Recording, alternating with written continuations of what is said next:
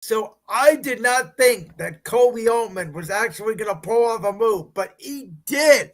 And DeAndre Hunter is now a Cleveland Cavalier, and I do not have to watch George Niang or Caris LeVert dribble the ball off their foot ever again. Thank God. Niang was part of the problem on Tuesday against the Boston Celtics because I think our entire bench besides Sam Merrill forgot there was a game. Well, I thought the bigger problem in that game was that Evan Mobley played like he saw the ghost of JB Bickerstaff and decided not to be the Evan Mobley he's been all year. But Yeah, and also Kristaps Porzingis should go to Broadway after he's done playing in the NBA because he's a great actor. by the way, a little inside baseball for those of you out there. Our original topic for this segment was going to be takeaways from that Celtics Cavs game until the Cavs made this move.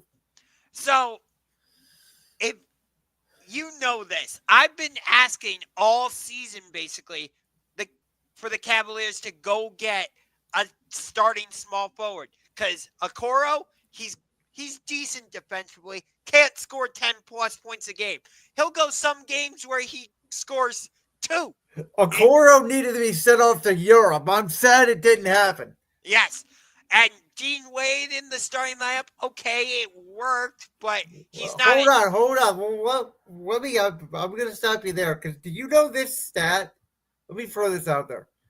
Since the Cavaliers acquired Dean Wade, when he is in the starting lineup and plays, they win 75% of their games. Yeah.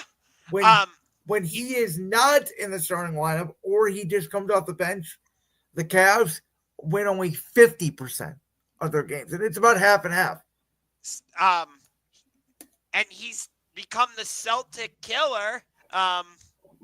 He might have made the difference on Tuesday, but who knows? And Max Strus, he's okay as the starting small forward, but he's going to be excellent off the bench. I like moving Strus to the bench. I think he's a perfect six man. I've been saying it for the last year since we got him. I actually think it's going to be Jerome that's going to be the sixth man, not Strus. Well, okay, but Strus is still going to come off the bench. You get what I'm trying to say. I 100%. By the way, what a boost it is to that bench to have Jerome then, who is a scoring point guard, but he can pass, and have Strus. Yeah, I agree. And you didn't really have to give up anything because Niang, he could hit a big shot from time to time, but not consistent. You do lose a little bit of scoring with LeVert, but he was on an expiring contract, so it made the most sense for him to be the one that got traded. I do like that we were able to keep our rookie from this year's draft, Jalen Tyson, because when he's gotten extended minutes, I really liked what I've seen out of him. Is he going to be a big time factor come playoff time? No, but when he's gotten playing time in some of these recent games, I've liked what I've seen out of him. So I really like this pairing, getting DeAndre Hunter, because now we can match up with Jason Tatum, Jaylen Brown, Kyle Kuzma, Giannis Antetokounmpo, what New York can throw at us. Yeah, that's the.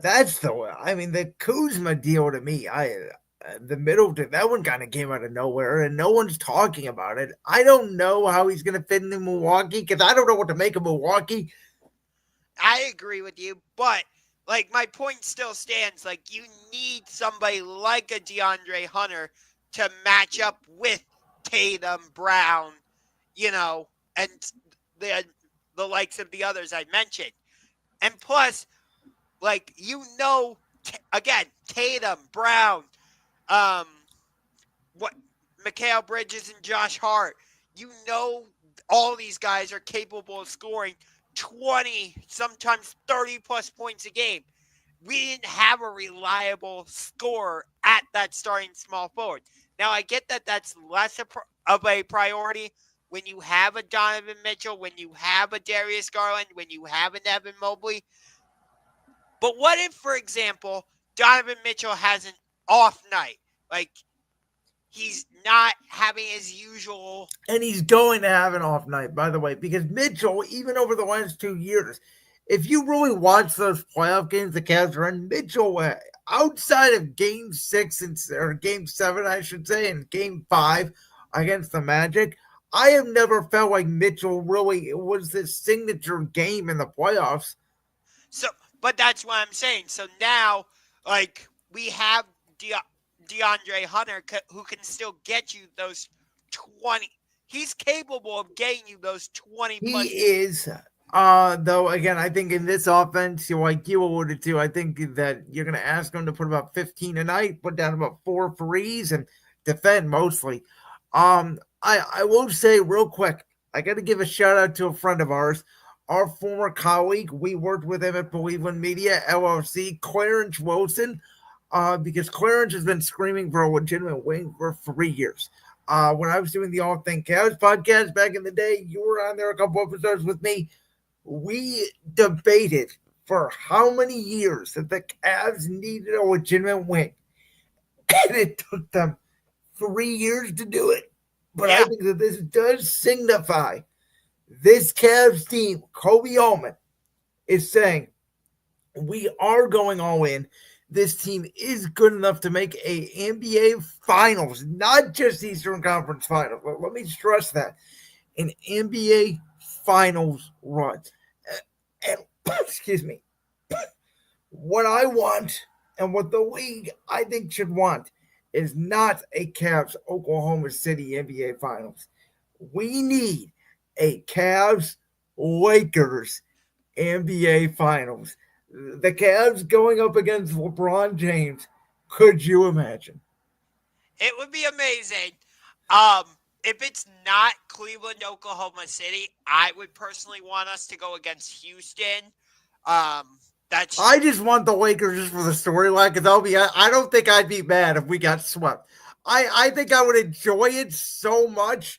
I think it would be one of the greatest storylines in the history of sports.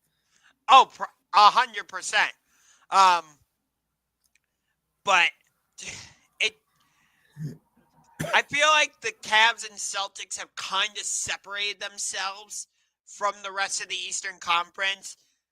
New York is still going to be there, but I don't see them getting past the second round, especially if they match up with Boston. We need New York to play Boston and maybe not beat them, but beat them up, if you know what I mean. Yes. Like, take them to 6, take them to 7, beat them up.